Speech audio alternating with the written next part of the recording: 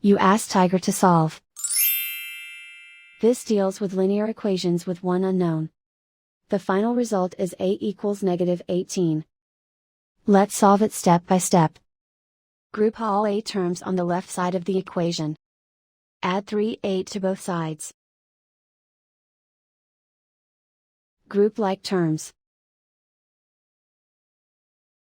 Simplify the arithmetic. Group like terms. Simplify the arithmetic.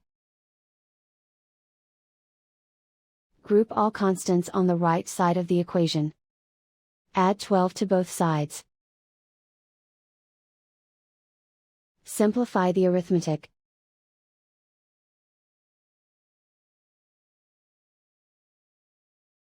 Isolate the a.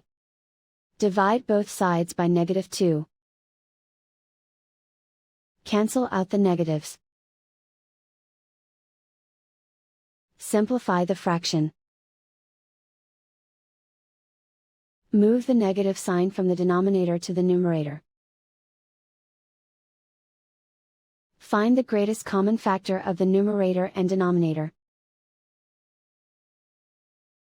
Factor out and cancel the greatest common factor. And so the final result is a equals -18.